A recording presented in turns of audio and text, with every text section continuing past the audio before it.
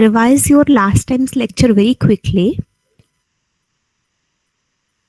and let's wait for 1-2 minutes if others are joining in the winter morning.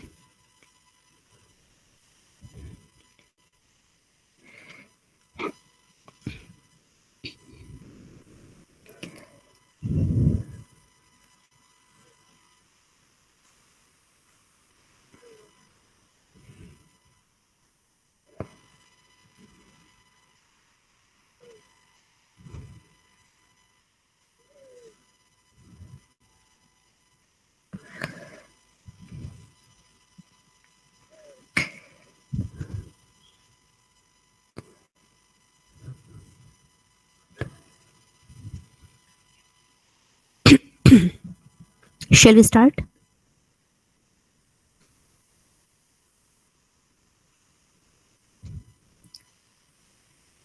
Okay, so we had started about transport layer.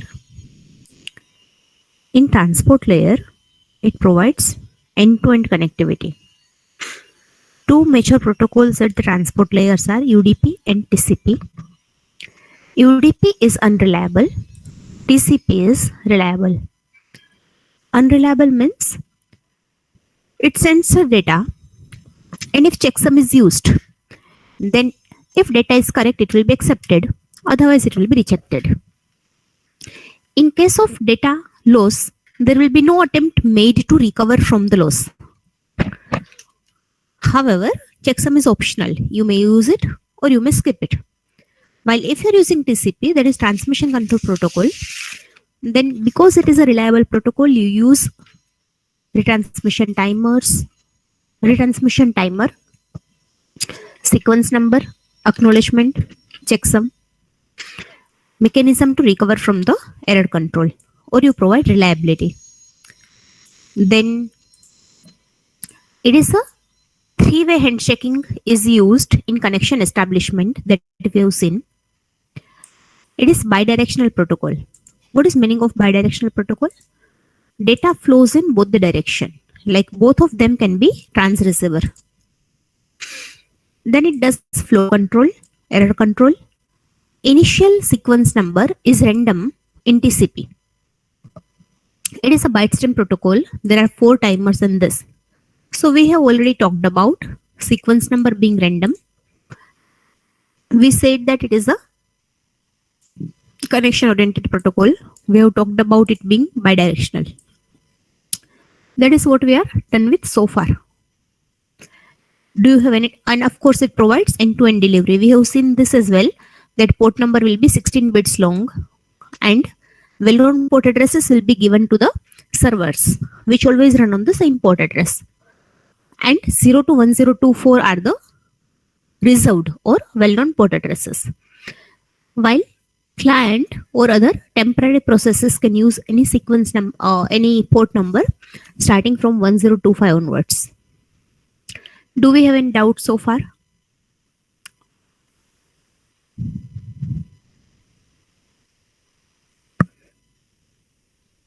Is it clear so far?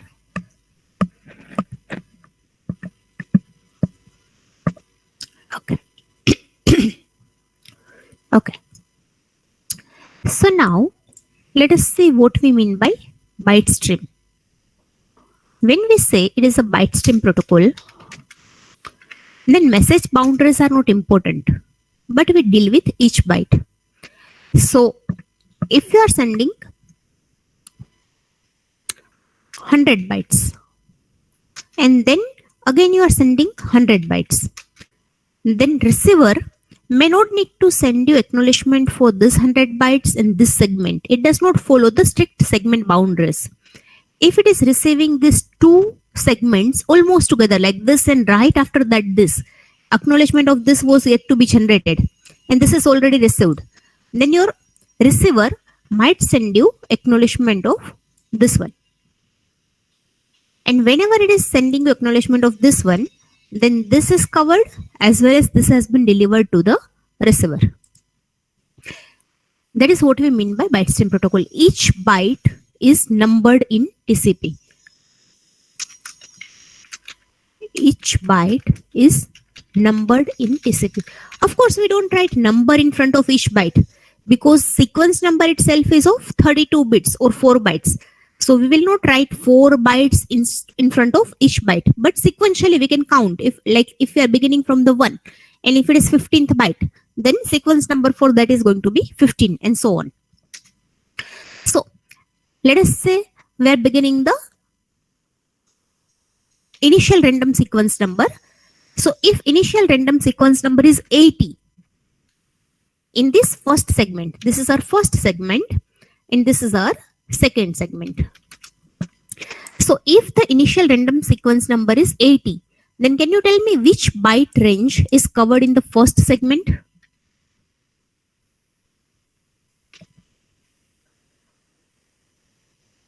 What will be the last bytes number in the first segment?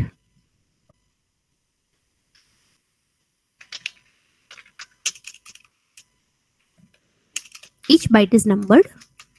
Number of the first byte is 80.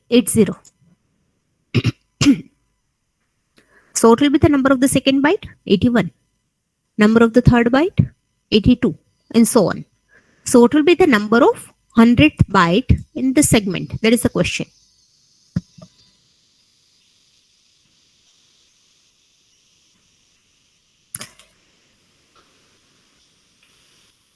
Yes, this particular byte numbers 80 to 179. However, what we write is sequence number. Sequence number of this segment is number of the first byte. That means first segment's sequence number will be 80. Now second one will start from 180, the next one. Only first sequence number chosen by this connection will be random. Then each byte will be sequentially numbered.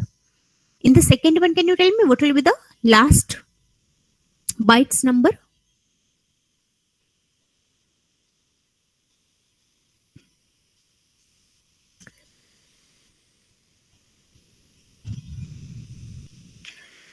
Yes, 279 and so on. Now let us say it is following byte stream. So each segment size is not fixed. Maximum segment size is fixed. If I say that maximum segment size for this particular connection, for each connection, segment size will be decided. So if I say that maximum segment size is 1000 for an example, then my segment cannot be beyond 1000. It cannot be more than 1000. However, it can be anything lesser than 1000. So we have flexible boundaries here. If I say I'm sending 500 bytes, then can you tell me what will be the next segment's first number and the last byte number? In the third segment, what will be the first number of the byte?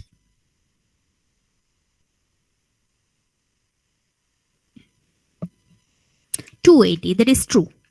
And what will be the last number in the third segment?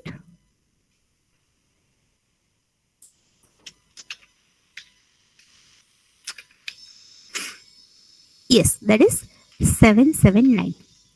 Now, please understand that these are very unrealistic sizes. In the real life, your segments will be much larger than that. We are not going to construct the segment of 100 bytes if we have data, because TCP header will be of 20 bytes.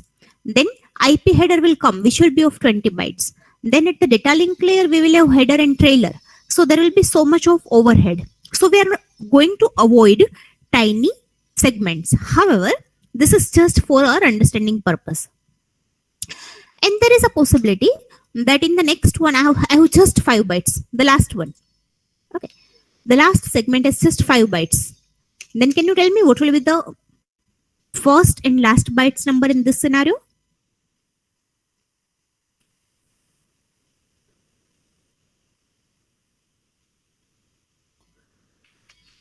Perfect. So I hope this is very clear to us now. Now, how TCP uses acknowledgement?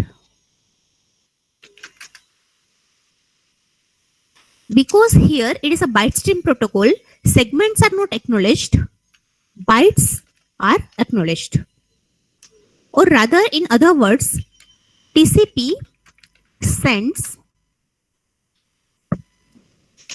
byte number which it is expecting next.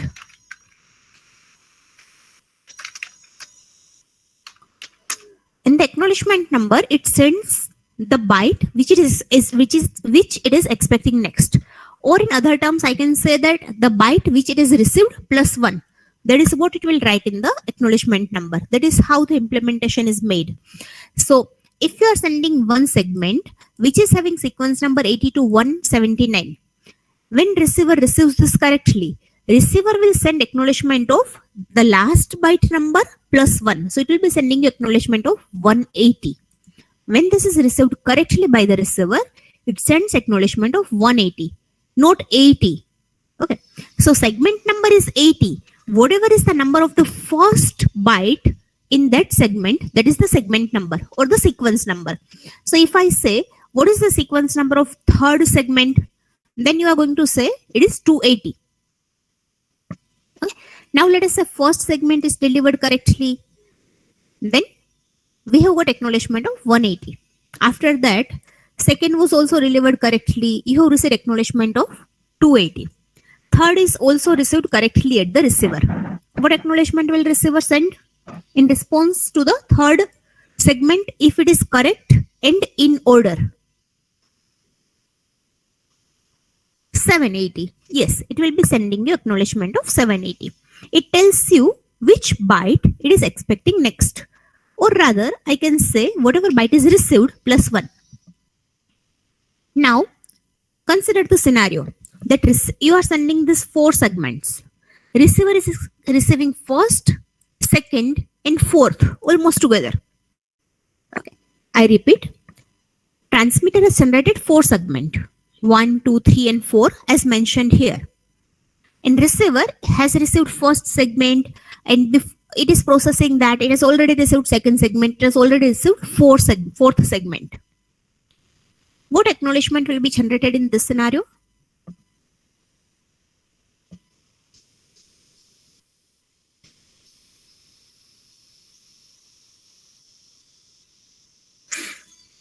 No. No.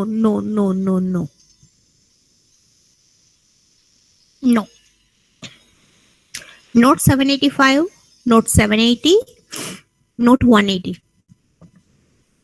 The receiver has received first segment and second segment correctly, and also fourth segment correctly. So please do not forget that we deal with cumulative acknowledgement, just like data link layer. We deal with cumulative acknowledgement. Yes, and Keval, that is correct. So in this scenario, we will be getting acknowledgement of 280.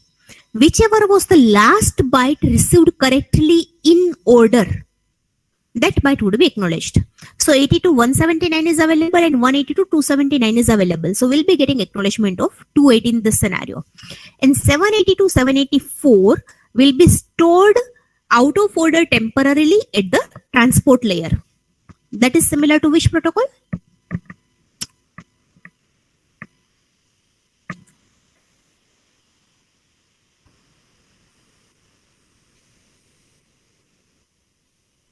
Selective repeat. No, not go back in. In go back in, we will not be able to store out of order data.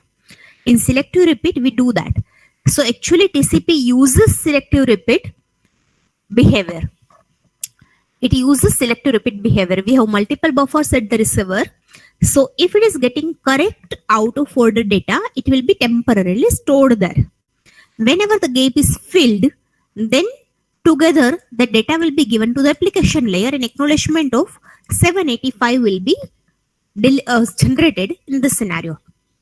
So please remember that if receiver is getting correct data and if it is in order, then it will be acknowledged. If the data is incorrect, it will be thrown away. If it is correct but not in order, it is out of sequence, then it will be temporarily stored at the transport layer in the buffer. No acknowledgement will be generated and that data will not be given to the upper layer. So receiver is having now the variable which byte it is expecting next. It is having that. That means until that byte, just before that it has received everything in order. So it will be expecting the next byte. So let us summarize very quickly what we have talked about. TCP is a byte stream protocol. Each byte is numbered.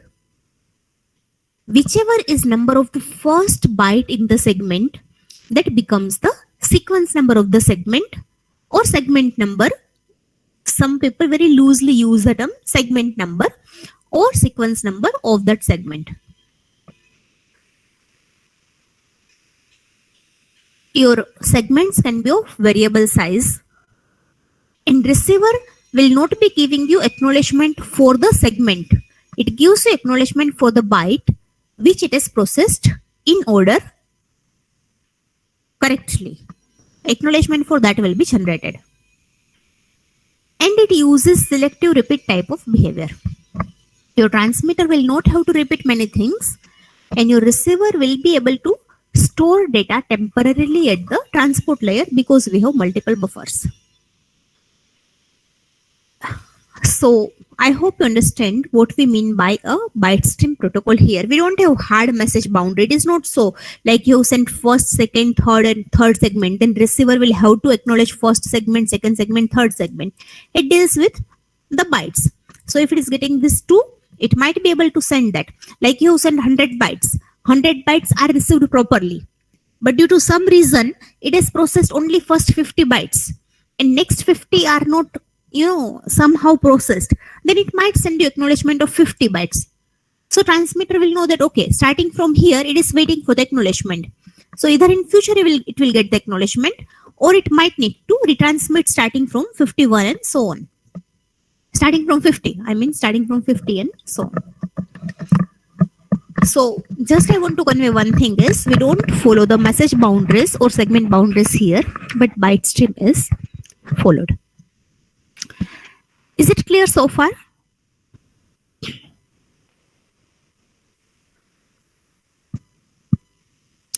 Feel free to ask me if you have any doubt at any point of time, of course. So now if you are with me, then we would like to touch a very important aspect of TCP, which is flow control. Okay, we have talked about what do we mean by byte stream. Now, let us talk about flow control. So, can you quickly tell me what is flow control in general?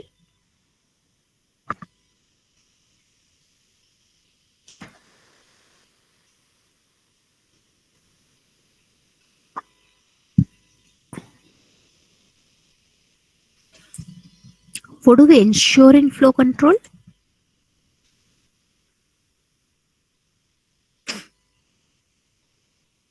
Yes, Prince, you are right.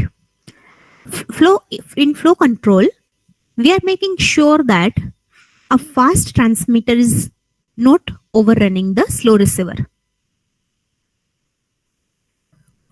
Yes, we don't actually manage how much your receiver can proceed, but yes, based on what your receiver can process, we tune our transmitter. Our transmitter's flow will be deciding based on receiver's capacity, because most of the time, receiver's capacity will not be in our hand. We will not be able to direct it to work faster or something like that. However, your transmitter's capacity or transmitter's flow can be tuned according to receiver's capacity. So that is our flow control.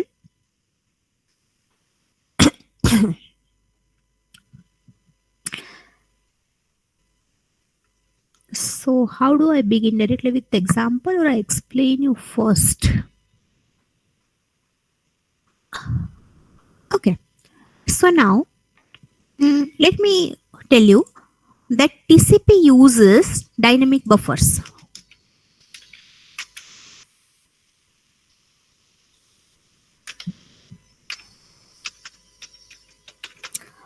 It uses dynamic buffers.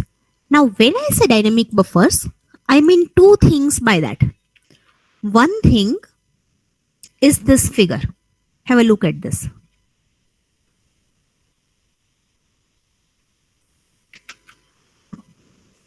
Yeah.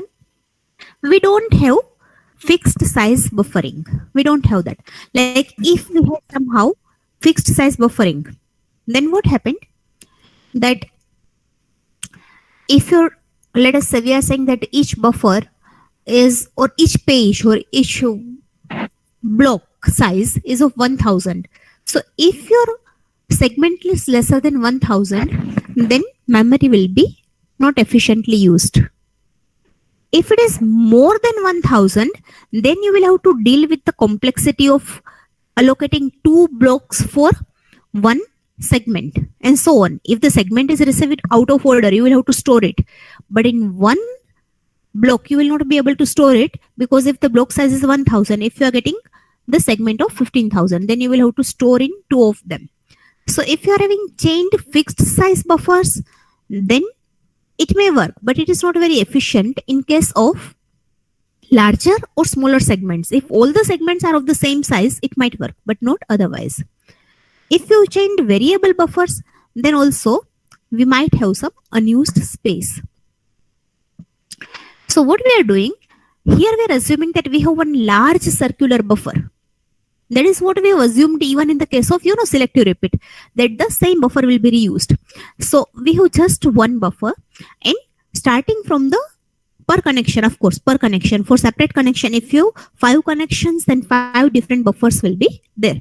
And whichever segment you are getting, from whichever connection you are getting the segment, according to that, it will be stored in the appropriate buffer.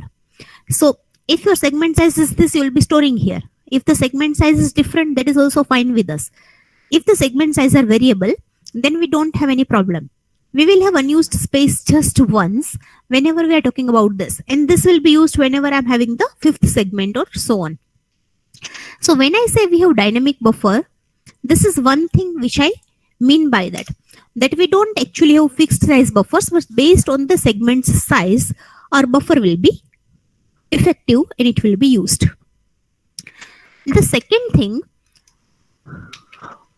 we mean by dynamic buffer is receiver's window. What is receiver's window? The buffer size, buffer allocated for this connection, for a particular connection at the receiver. That is what we mean by receiver's window. So receiver's window can also be dynamic throughout the connection. Like initially we said that whenever connection is established, at that time your receiver will tell you that how many bytes are available. So receiver, let us say, has informed you that it is having 1000 bytes available. It is declared its buffer to be 1000 bytes. Please always remember that this is just for this connection. For this particular connection, your receiver has declared that 1000 bytes are available. So now transmitter should never be sending more than how many bytes?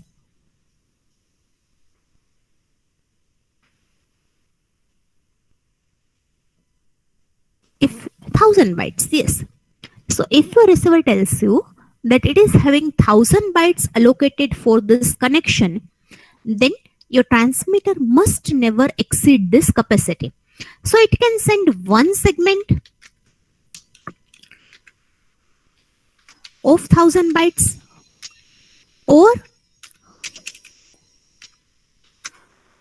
it can send two segments of 500 bytes each, or it can send, let us say, 10 segments of 100 bytes each, or it can send 300 in one segment, 500 in other segment, and 200 in third segment. So segments can be of the variable size. What I just try to point out here is your receiver never tells you that how many segments can be sent. It does not deal with segment boundaries. TCP is a byte stream protocol, so everywhere we are going to deal with bytes. So it will tell you that 1000 bytes are available. So what can receiver do? What can transmitter do? It can send one segment of 1000 bytes if it is having the data, as well as if maximum segment size is 1000 or more, then it can send one segment of 1000 bytes. Or your transmitter may choose to send two segments of 500 bytes each, or it can send one segment of 300, 500 and 200. Everything is fine with the receiver. Once the receiver tells you that it has 1000 bytes, it will not give this 1000 bytes to any other connection. That will be preserved for you.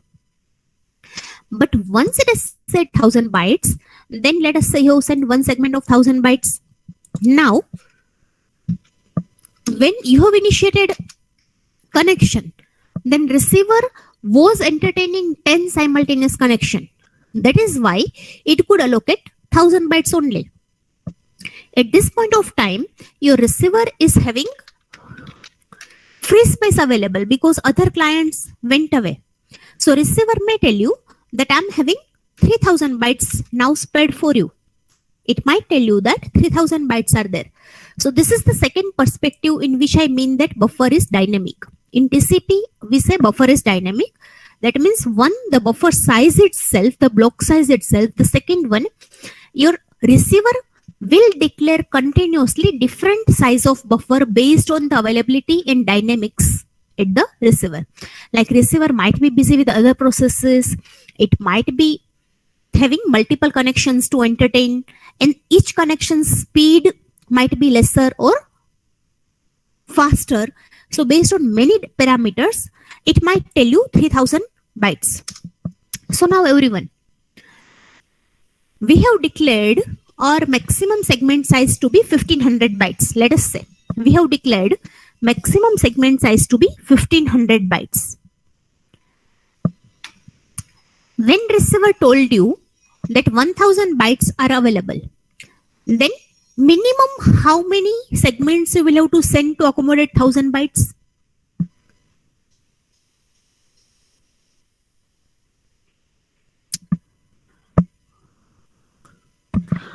I understand that it is, not very easy to pay attention in the online mode, especially in this cold, and when you are not at, when you are at home and you are not in front of us. But please, this chapter is very important as well as, I would say, interesting. So try to be attentive.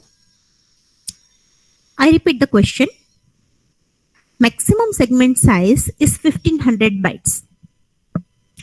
Your receiver has declared buffer size or receiver's window to be 1000 bytes. Minimum how many segments will be required in this scenario in order to fill the receiver's capacity?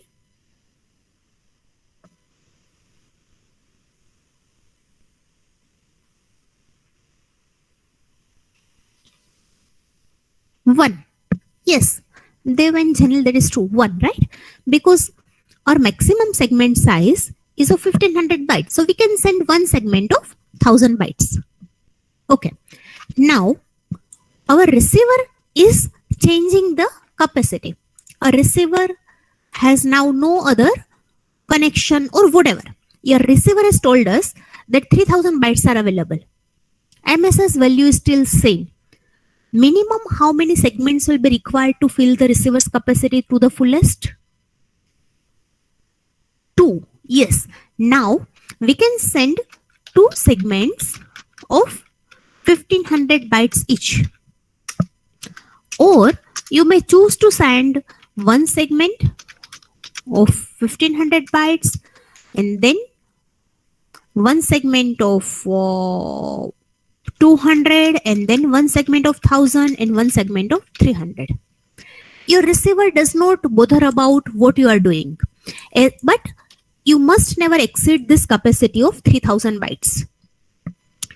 Now let us say somehow something happened, like there is a stock market crash, right? Yesterday and probably today also market is likely to be down. So investors are panicking and they want to buy something or sell something depending on their sentiments and how much liquidity they might be having. So there are so many connections with a receiver now. The server is, or a receiver is stock market server of some, let us say, broker. So we are having 100 simultaneous connections now. So now receiver will be very stingy because it will have to entertain many of them. So receiver will say that the capacity is 100 bytes. If receiver tells us this, then we will not be sending more than 100 bytes. We will send one segment of 100 bytes only. Receiver may declare small size, then one segment of 100 bytes. I'm just saying that, theoretically maximum how many segments can you send in this scenario?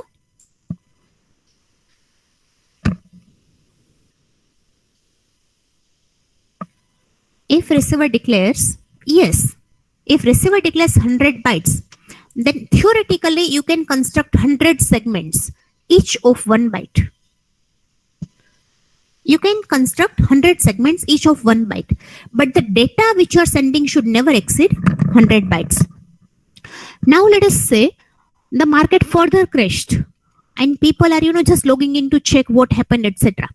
And your receiver is so busy that it cannot accommodate any buffer for anyone, or at least not for this connection. We don't know about other connection, but our connection, your receiver is not able to spare any memory at the moment. And then it may also say that 0 buffer size. That means don't send any data. I am unable to process that.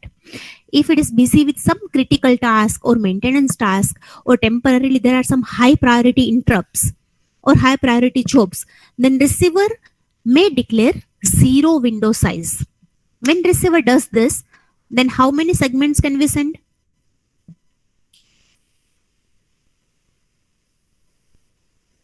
No, we cannot send any data. Yes, we shouldn't send any data because receiver has said that bhai હું કાંઈ જ લેવાનું નથી. In this case, if we send our data, then our data will be lost. Now what will happen? Meanwhile, let us say we have sent one segment here, and in this segment, the byte number were 31. 31 to what will be the last byte number?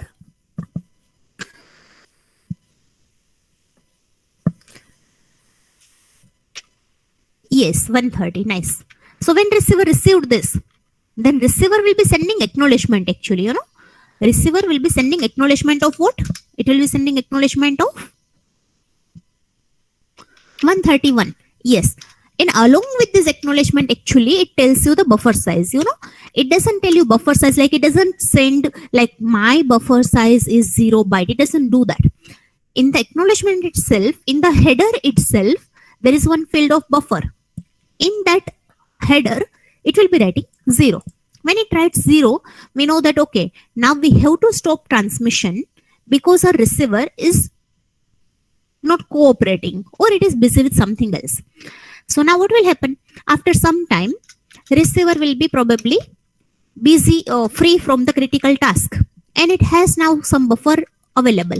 So it will repeat the acknowledgement number. There is no harm in repeating the acknowledgement number.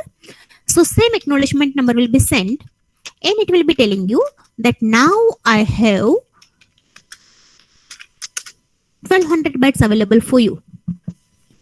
So whenever receiver is having 0 buffer size, and after a while if receiver is having updated buffer, non-zero buffer available because the critical job is over, at that time it will send the same acknowledgement which was given to you in the past. The most recent acknowledgement will be sent and buffer size will be updated. So now what can we do? Now again your transmitter can send data. It can send one segment of 1200 bytes, or it can send two segments of 600 bytes each, or so on. Now I have a question. Receiver had declared zero window size, and when it is having some memory, it will be declaring this. But what if this is dropped?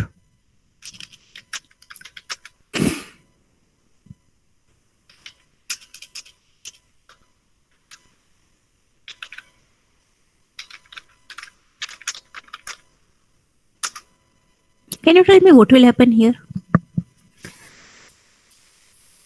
What if the information which was carried in the acknowledgement 131 with updated buffer size, if it gets dropped by the network due to traffic or some other reason, then what will happen? Yes, transmitter will not be able to send data because transmitter does not know that receiver is having some memory spared for us. So transmitter is still thinking that receiver is having zero.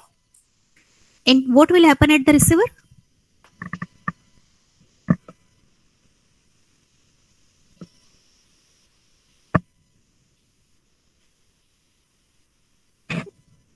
Ronak, actually, we cannot retransmit the acknowledgement.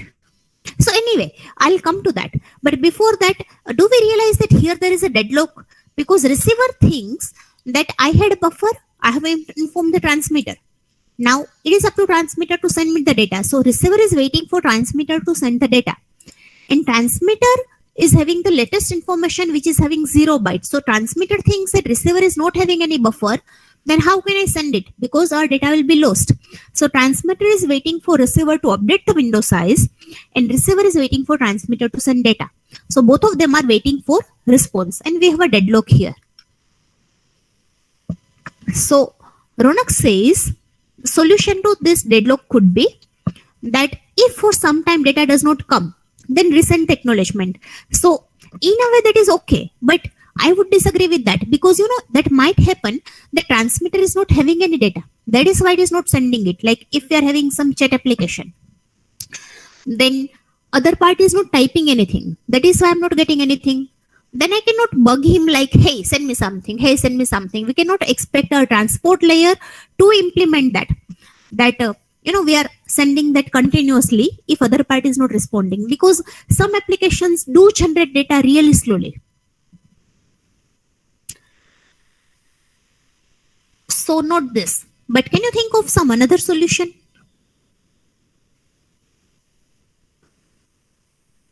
Discard allocation as in?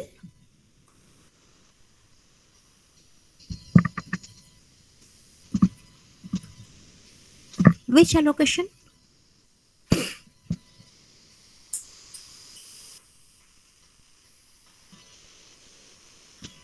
Like timeout. Okay. So of course, yes, one timer will be used.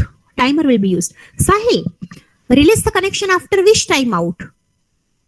And why should you release the connection?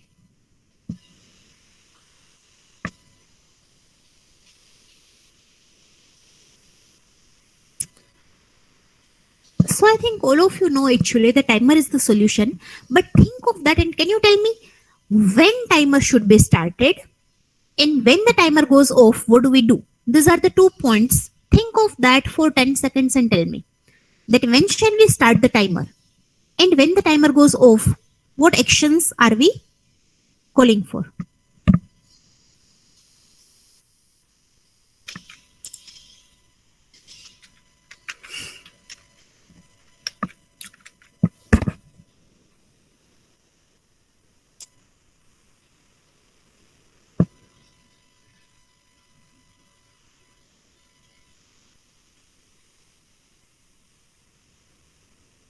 And of course, any one of you can unmute yourself and tell me.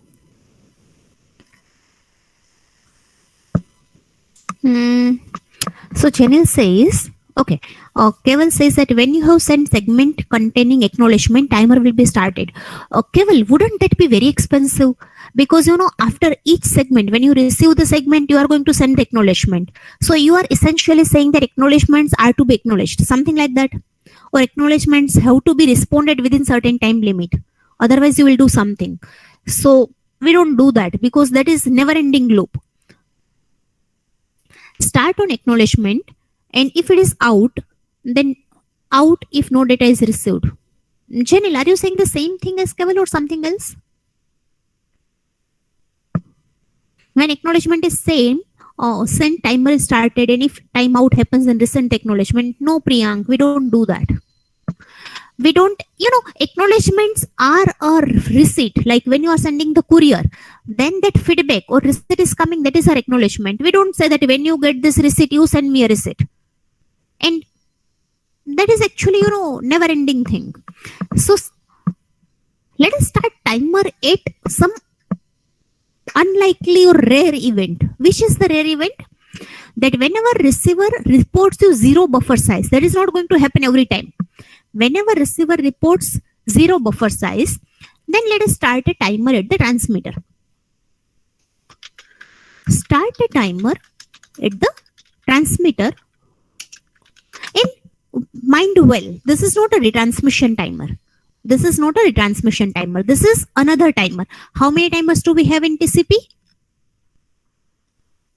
We have 4 timers for different issues. So one of the timers was retransmission timer, and this I'm introducing second timer now. So start a timer at the transmitter when 0 buffer is advertised by the receiver. If you are getting acknowledgement with updated memory size, then stop the timer. If receiver has already declared some window, and if you received it, stop this timer and go for the normal activity. In case of timeout,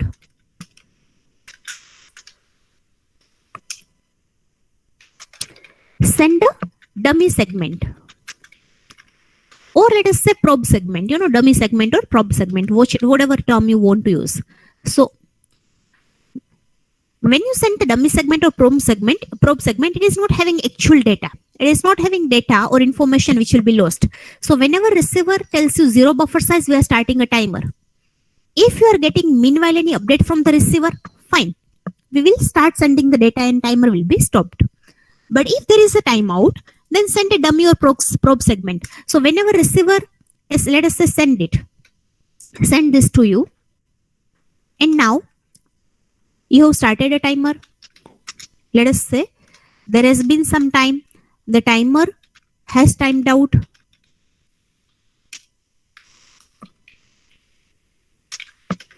So whenever it is timed out, then what do?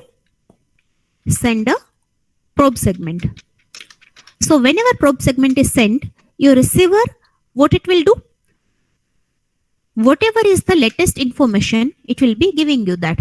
If it is still having 0 buffer size, it will tell you that, sorry, my buffer is 0. So again, you will start a timer and again you will wait. Whenever there is a timeout, you will send a probe segment. And meanwhile, if this happened, like here, this was generated, while you have started the timer, and if this was generated and if this is lost, then what will happen? Whenever the probe segment is received by the receiver will send you whatever is the status.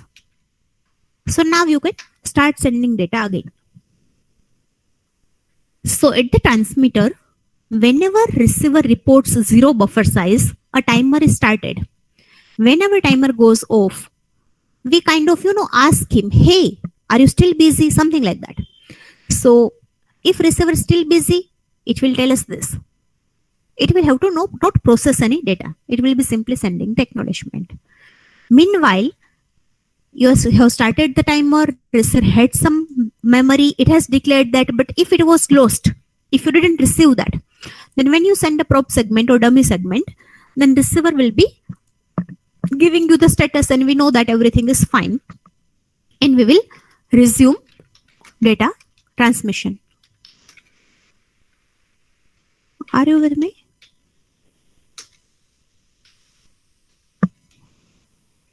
Do you think it will work? What do you think? Will it work, or do you see any problem in this?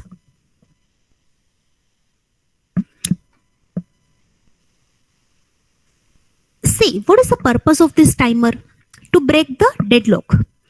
If receiver is giving you some finite window size, then we don't have any problem. We send the data, and receiver will be sending the acknowledgement. Like, see, first we said that receiver said 1000 bytes are available, so we have sent 1000 bytes. Then receiver sends acknowledgement of that, and in the acknowledgement it sends the larger or smaller or the same buffer size based on its status. So it has sent 3000 bytes. So we have sent this bytes, and we are good. As long as we can continue a transmission at the slower or faster speed, we don't mind it. But when zero buffer size is declared, and if we don't start a timer, then what will happen? After some time, whenever receiver is having some data, it has declared window size, but our packets can be lost by the network. So what if this packet is dropped? Your transmitter thinks that receiver had declared 0, so I should not send anything. And receiver is in the illusion that I have already informed transmitter that 12,000 bytes are available. Transmitter is not sending me anything because it might not have anything. So both of them are waiting for each other to respond. So we might have a potential deadlock. In order to remove this, in case of zero buffer size, we are starting the timer. Did I answer that, Keval? Yes, please unmute yourself. Yes, ma'am. Ma'am, what I'm asking is, let's say sometime there is a, first we have sent the buffers of 1000 byte, and the transmitter has successfully got that. But once we send, we never sending the buffer of a size 0 byte, but we send the buffer of a size of 2000 byte next, and now it is lost. Then this one is lost? This one? Yes, ma'am. Then what to do? Then timer should be started or not? Wait. See, we said that 1000 bytes are available. So we have sent here 1000 bytes. We have, let us say, in this particular segment, 1 to 1000 bytes. Okay, this is the sequence number. So actually, buffer does not come alone. It comes with acknowledgement. So here is the acknowledgement of 1001, and along with that, it tells that buffer size is 3000. So if this is lost, then we have started a retransmission timer here because this was the data segment. After sending each data segment, we had started retransmission timer. So if I don't get acknowledgement to my data, I'm going to retransmit this. And when this is retransmitted, then receiver will be telling us the acknowledgement, and along with that, buffer size will be delivered. Okay. Now clear. But here, this one was just an acknowledgement. So we are not going to acknowledge that. So if this is dropped, if this is dropped, then our information is dropped, and both of them are waiting for each other to respond. So everyone, please remember that, buffer size comes with acknowledgement. Like here it is 1 to 10,000. Here it is 2 segments. So 1001 to, can you tell me, 1500 is the first segment, and the second segment is 1501 to 3000. No, this is not 50. Sorry, 2500. Please tell me whether this is correct.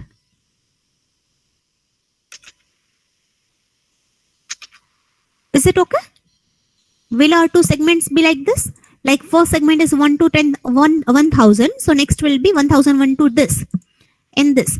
So when both of these are received by the receiver will give me acknowledgement of 4001, or let us say, it will give me acknowledgement of, let us say, whenever the first one is received this, and it tells that buffer size is this. When it is getting the another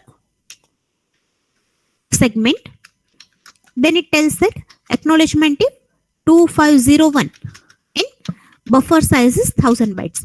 And please remember that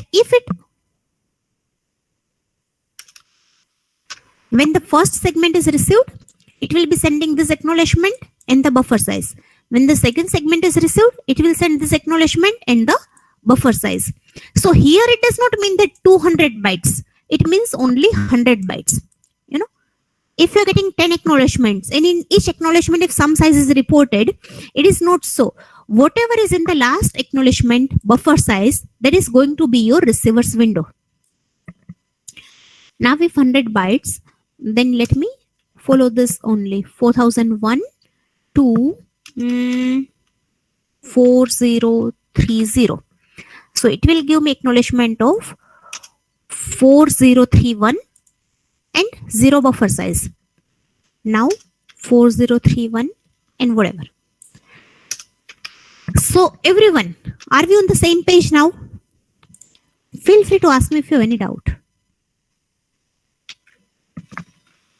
Okay, so Keval is clear with this. What about others? Have you understood this? That how, this is flow control. This is flow control in TCP. What are we doing? Receiver tells you what memory or what capacity is having, and accordingly you are sending your data. This is explicit flow control where receiver tells you what is the capacity, and accordingly we are sending our data. If receiver tells you that I have no capacity, then we wait and we start a timer. After timeout, we ask him, hey, what is the status now? Indirectly through probe segment. So if it is still busy, it will tell us that. Otherwise, it will update us with the updated size, and accordingly we resume. So this is also known as dynamic memory management, and this is also this. See, you might have realized, when you're downloading file, this is not just one reason, but one of the reasons. You are getting your file at the decent speed, and suddenly you might be having longer time, or when you are sending something, then it was being uploaded at the decent speed, and after some time probably it was very sluggish for a while, and then again it resumes. Though it could be probably because your receiver has taken away the buffer for a while, or not exactly taken away, but small buffer was given to you because it was busy with something else. So speed will not be constant. This is not the prime parameter. The prime parameter of your speed will be something else that I'll discuss later on. But however, this can be one of the parameters which will impact the performance. So that's it about our flow control and dynamic buffer management. Feel free to ask me if you have any doubt in this. Will you do one assignment? A very tiny, cute little assignment.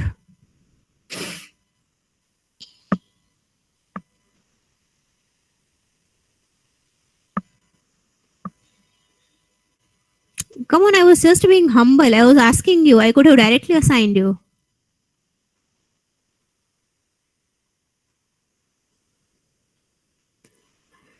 Okay, so the assignment is nothing else but find out name of this timer. That's it. It is as simple as that. The timer which we are starting in case of 0 window size, what is name of this timer? So one timer is retransmission timer. Retransmission timer is started after sending each segment. When you get the acknowledgement, we stop the timer. If retransmission timer goes off, then you retransmit the segment. That is what we do. And retransmission timer is started at the transmitter end, sender end, after sending the data. This particular timer that is started whenever receiver declares 0 window size. When this timer goes off, then we send a probe segment and receiver updates with the last acknowledgement and the buffer size. So I want you to find out name of this timer and give me next time. Will you do it? Yes, that is persistence. Yes, that is persistent timer. Nice, well done. So the timer is persistent timer is started, and whenever this timer goes off, then we send the probe segment. So remember, we know 2 timers by now: retransmission timer and persistent timer. Both of them are started at the transmitter. Again, I repeat, this is a bidirectional protocol, so there is nothing like pure transmitter or pure receiver. But when you are acting as a transmitter, at that point of time this will be started. When the other party who is acting as a receiver is declaring 0 window size, this would be started. So that's it. If you have any doubt, you can ask me within 10-20 seconds, otherwise we will stop it. Are you finding this interesting so far, TCP?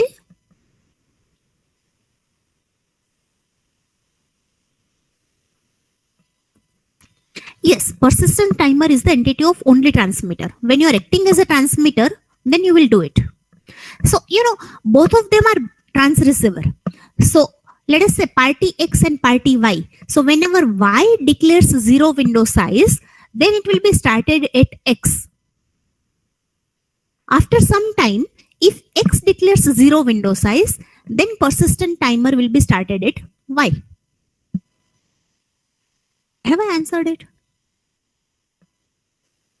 Okay. So, everyone, are you liking the TCP? No? Response? Never mind, I'll ask the same question probably after doing one interesting topic, and then I'll ask. Let us see whether it changes your view. So, I think no more questions.